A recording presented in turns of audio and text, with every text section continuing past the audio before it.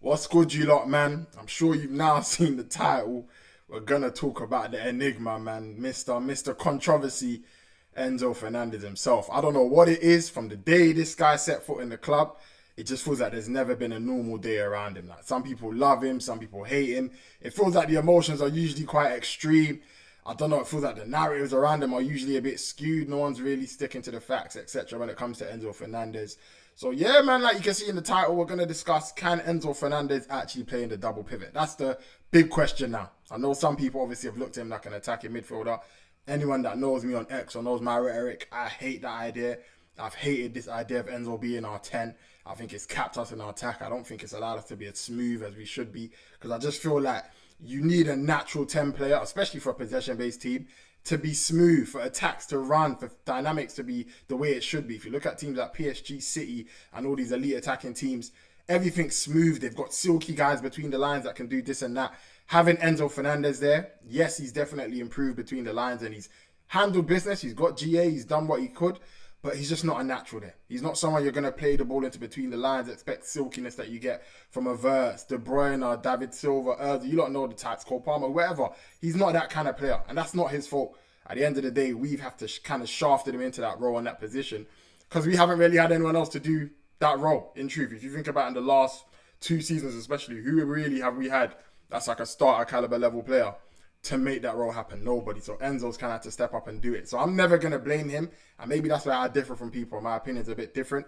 I don't like the idea of him being our attacking midfielder or 10. I actually feel like we had to move on from that idea one way or another, whether that's him staying or going. Now, most people's reaction is that they just want him to go. My reaction has more so been that I want him to stay, but I want him to play in his actual position, which is deeper. Now, I know that's controversial. There's a lot of people that obviously are worried about the OOP side of things. Can he do it? Is his passing still good enough? Is he someone that can actually add value there? Is he going to be a liability, etc.? And that's kind of the shit we're going to talk about. And I'm mainly going to talk about it in reference to obviously the way our team is now shaping up, and obviously just Xabi Alonso and his system, etc. and all of that. Because, like I said, it's been an ongoing discussion. Anyone that knows my rhetoric, I'm somebody that I wanted to see this for a long time. And I like the fact that whether he stays or not, listen, I'm someone right now, I'm going to be honest with you. I know there's a lot of people that strongly want him out or strongly want him gone. My thought process when it comes to Enzo is that I would rather he stays. Listen, he's one of our key players. He's been here from the start. We've shown potential, like whether it be the Club World Cup or certain games in the Champions League. He's been at the centre of that, where I've seen him thought, all right, this is a key cog and someone that could definitely be at the centre of what we're going to do going forward. But in the same breath, if he wants to leave, and that's the key word people need to remember, this guy seems that he wants to go, whether it's for a pay rise, if it says he wants to go back to Spain, whatever it is. The guy looks like he wants to go. His agent wouldn't have been talking without his green light. Maybe it's just my age. Maybe it's just the way I look at football, how I grew up looking at it. If someone wants to go, you can go. Same way. You know what I mean? And I mean this with all due respect. And Enzo Fernandez can definitely be a key player for us going forward. But performance-wise, I'd say Caicedo and Cole Palmer are probably the two that have been our stars. True stars without much to go around it. And I know some people will talk about Palmer's form and Caicedo, this and that. But for me, those are the two that when they've been at their best, they've been their best in their actual positions, and the levels they've hit is best in the world levels. Now, for me, I've always thought Enzo Fernandez is capable of that, but we've not actually seen him do it in his position.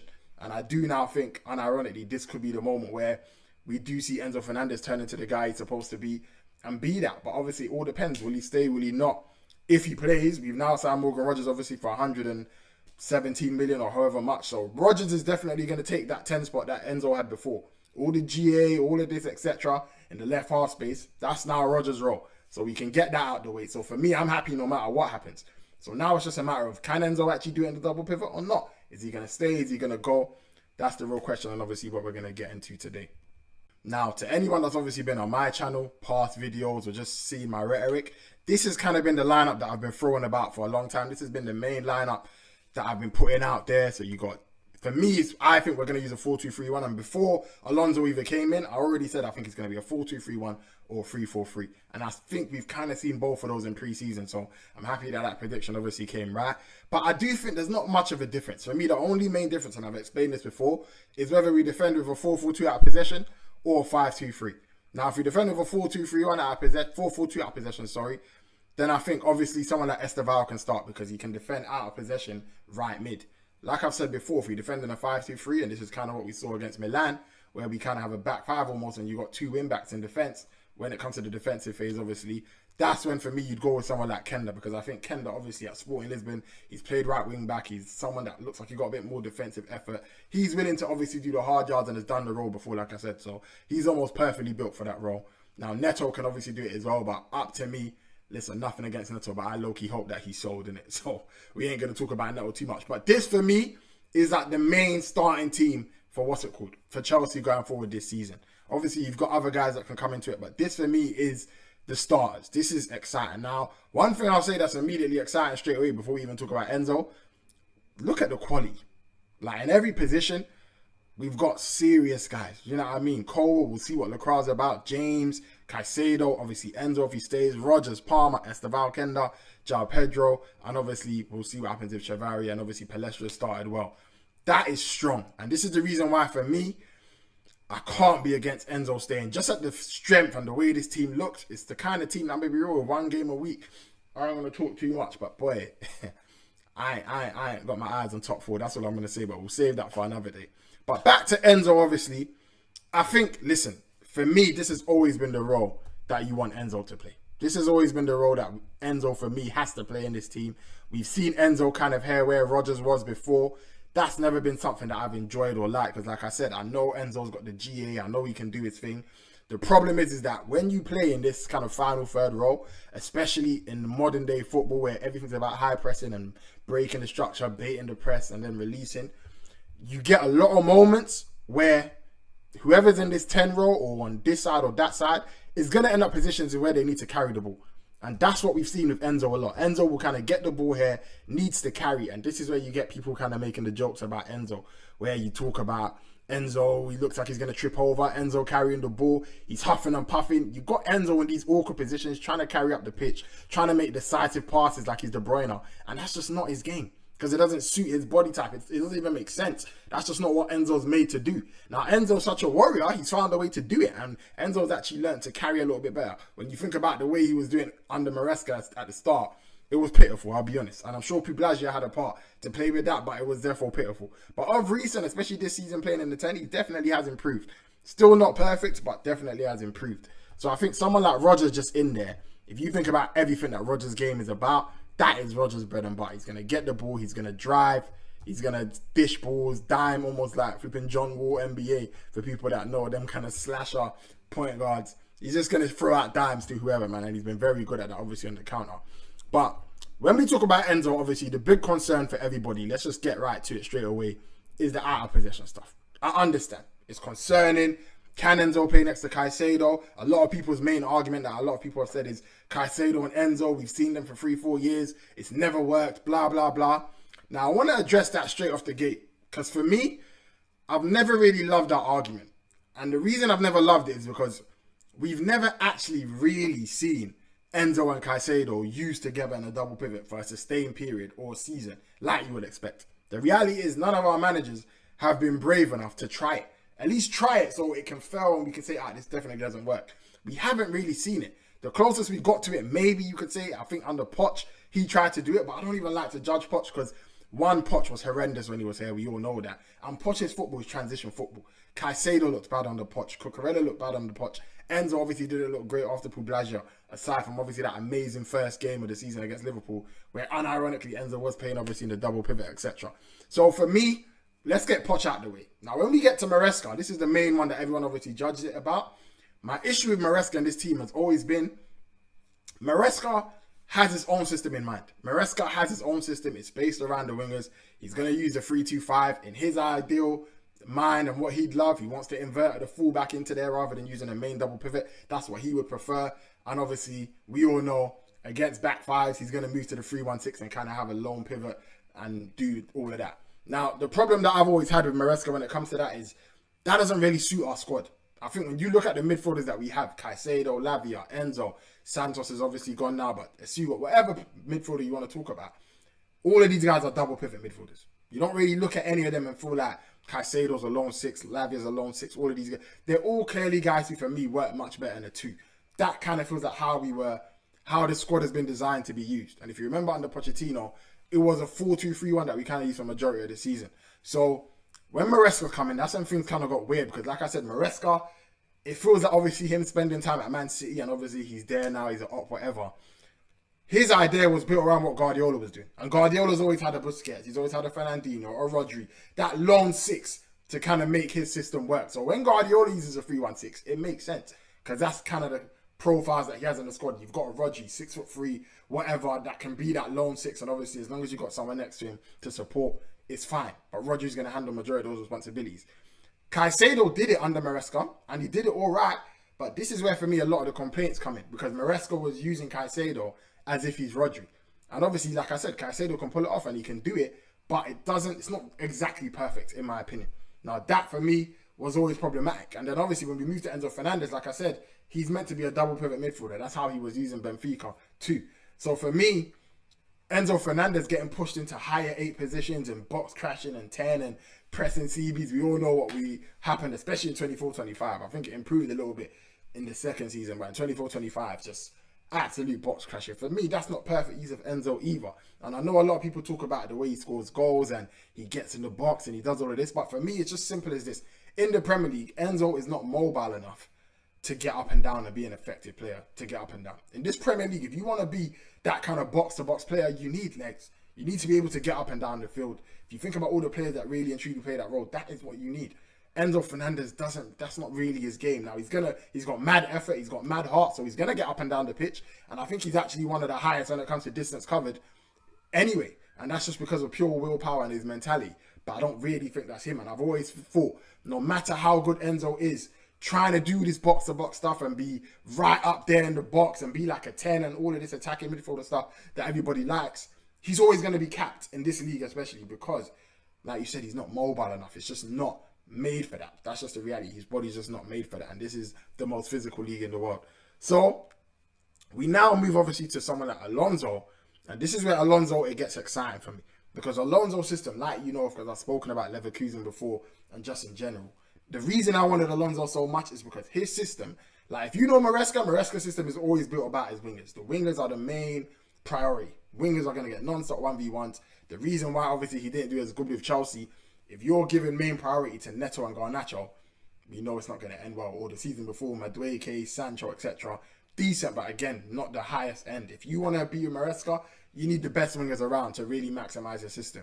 Now, for us, like you said, we weren't really blessed with wingers. That was never really the initial plan from under Pochettino. We were kind of like a 4-2-3-1 team, kind of like a double 10. Remember, it could have been Nkunku, Palmer. That's what everybody was kind of waiting for. So for me, also, when you look at Alonso, the center point of his system, you've heard him in interviews, double six. Alonso wants to use a double six. Alonso likes double pivot, close together. That is the center point of his team. You think about Leverkusen, you have Palacios and Xhaka.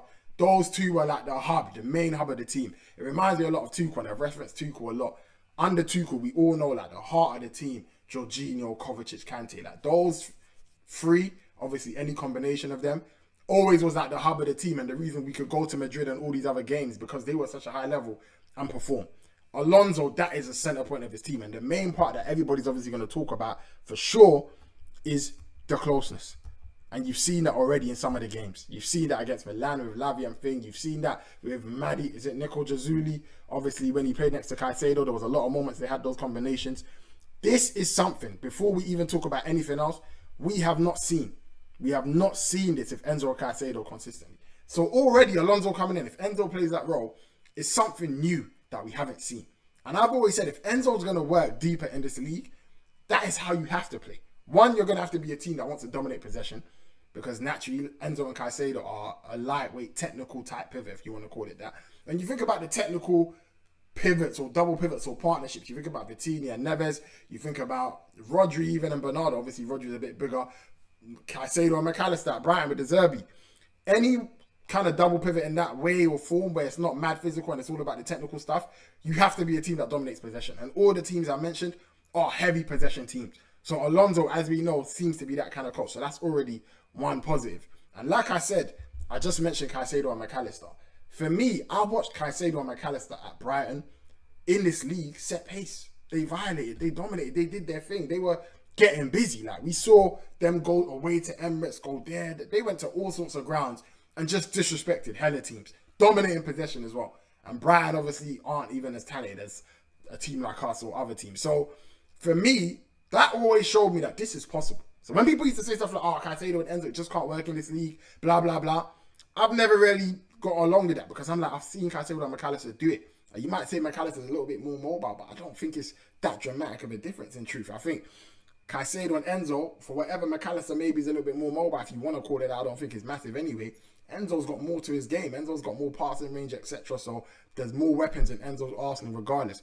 So for me, this is the exciting part. Already off rip. Like I've said, if you were ever going to make Enzo and Caicedo work, you had to keep them close together. You had to be a team that's going to look to dominate possession.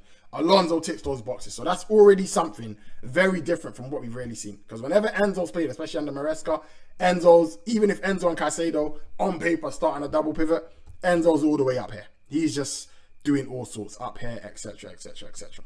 So that's one point to get out of the way. Now, another big thing for me that was a big issue, and I've spoken about this before, for 2 years on Enzo Fernandez's side, and I've never heard people talk about this for some reason. I think maybe because Enzo Fernandez is just a big character or big player, people always put responsibility on his shoulders. But for 2 years on Enzo Fernandez's side, we've had physically inept players, to just put it lightly, on his side.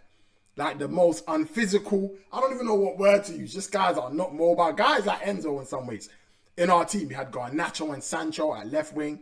You had Cucurella obviously behind him, and shout out to Cucurella, he's intense, he's that, but Cucurella's not crazy physical, we all know this.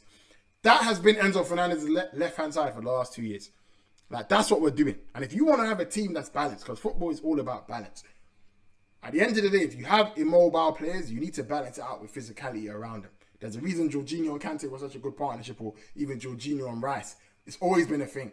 If you're going to have those kind of players in a team, you can't just have loads of them littered everywhere, especially ones that don't really make it worth it. Now, the reason I've always said Enzo Fernandez for me is not as big of a problem as some other guys like that is because for me, Enzo Fernandez is worth it. If you were to name Cucurella, Enzo, and Garnacho, Sancho, or whoever on that left-hand side, if there's one player you could say brings crazy value, is worth it, it's someone that, all right, cool, if we're going to sacrifice anybody and allow you to not have that crazy physicality or whatever, it can be you. It's obviously going to be Enzo Fernandez. When you really think about it, he's held that left-hand side together for 2 years now. He's the one that scores. He's the one that creates. He's even trying to dribble sometimes, go out wide and do all sorts. We've even used him kind of at left wing, 10, whatever. This guy's doing burrows and that near the touchline. He even has to track back as well and cover distance. So the guy's ran the left-hand side realistically on his own.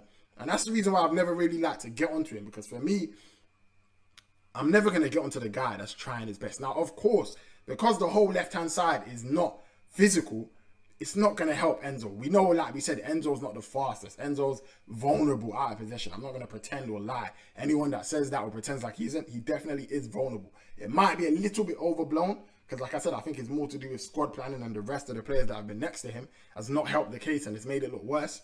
I just want you to imagine Jorginho and Tuchel's structure next to our slowest players only. Like the fact he's next to Kante, the fact he had Rudiger on his side, the fact he had Chilwell on his side. Those things help. Those are the reasons why Chelsea was such a well-oiled machine under Tuchel and no one was crying about Jorginho, because like you said, it's all about balance. For us, you got Enzo, Cucurella, Garnacho, all the slowest guys on this side, bro. You got Fofana, James, and all these other men on the other side. It was always a bit mad, I'll be honest. So for me, that is something to highlight. And this is where I think, when we talk about can Enzo play in the double pivot now going forward, things have changed massively. For me, like I said, it was only going to be room to sacrifice on one of these guys, because the Premier League is physical. So on that left-hand side, we had to make a choice. And the reality is, I feel like a lot of people basically chose Cucurella. A lot of people basically chose Cucurella. Whereas for me, I was always like, nah, I'd rather let Cucurella leave and keep Enzo. I'd rather get someone more physical in that left-back area or defensive area on the left and get someone more physical here or just above him or on this side completely than target Enzo. And I think that's where the miscommunication has happened, and the difference, in my opinion, from others. And I think when you start to look at it like that, hopefully it makes a little bit more sense. So what Chelsea, obviously, it depends if Enzo stays. But let's imagine Enzo stays. We've actually transformed the left-hand side. And this is the reason why I say there's going to be a big difference compared to maybe what people are expecting. From Cucurella and Sancho or Garnacho or whoever on that side, just lack of physicality. The Rona, and besides a lack of physicality, just a lack of, I'm going to say this in the most respectful way, real talent. When you think about Chelsea's talent, Palmer, Esteval, James, this, that, Caicedo, all of it is on the right-hand side. The left-hand side has kind of been like a wasteland. It's literally just been Enzo and vibes, bro. You've not really got serious value from Sancho in that first season. Garnacho obviously didn't do his thing. Neto's there sometimes, but he's not really been great either. Cucurella, yeah, he works hard and he's in a pitching with a couple of box-crashing goals, but he's literally kind of there to balance out the team. He's not someone you're expecting to create magic. Enzo's the only real baller, like the real key player that we've had on that left-hand side. That, again, is a part of the problem. Because when you want to combine with people, you want to make stuff happen. Like, you look at any good team, you need talent around you. If it's a wasteland and you got Enzo passing it to Garnacho and Garnacho's passing it back to him, you got Enzo trying to do a 1-2 Cucurella. Cucurella's still, he's going to cut back and give it back to Enzo. It's just not enough. Like, no one's creating magic outside of Enzo. And this is why I think we've been very, very harsh on him. But now, just look at the way life has changed up. Think about it. We've now added Palestra. Let's just imagine Palestra plays there, for example. I'll put Javaria there as well, but for the sake of this, let's just put Palestra. You've now got Palestra, who, like we've seen, from left back, obviously, he's going to be holding whips. So let's say even Garnacho was or whoever. From Garnacho, who could barely beat his man, who was very unphysical, who wasn't really creating much. You have now got an absolute engine running up and down non-stop this left-hand flank all game. All game. If you think about them moments where Enzo even was playing like a left wing 10, his overlap was Cucurella. Like, deep it. That was who he was overlapping for, bro. Imagine now you got Palestra just causing straight havoc non-stop on that side. Cool, that's one part. Then, rather than it being Enzo in this position himself, because another issue is, we all know Enzo's game is around passing. You need guys for Enzo to pass to, or he's not going to be as effective. The reason I've not liked him playing 10 as well, obviously he's still able to be, listen, when it comes to statistically, he's been amazing when it comes to key passes, chances created, whatever you want to call it. He's been up there with the best, expected assists, etc. But you want Enzo to have direct options to pass into and to zing passes into. When he plays here, again, part of the issue is who is there to pass to. The one guy that he has had to really pass to is João Pedro. And if you think about that Villa game, he's been able to slip João Pedro in a couple of times and make things happen and create a couple of chances for him. That Villa game where he really burst forward and kind of slips in that pass comes to mind. I remember him making a brilliant chance for João Pedro against Leeds as well in the semi-final. Those are just some recent ones that come to mind ASAP. But, like I said, that's part of the issue as well.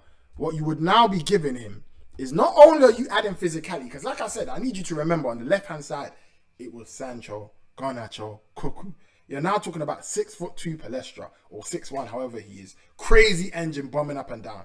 Just mad dynamism. And then Rodgers, one of the best ball carriers in the league. Physical, 6'3", strong. Just look at the glow up. And then even behind him, rather than it being someone like Cucurella in this zone, that you're relying on to kind of save you, because this is the thing that no one wanted to talk about, and this is why I was willing for Cucurella to leave. Not because he's not a top player. Cucurella's a great player. I love him. But it was time for Chelsea to evolve. And the reality is that Cucurella in transition, there's a lot of moments where he's running back, and because he's not crazy physical, someone like Fofana or James, Josh, there's loads of times they kind of snuff out the danger straight away.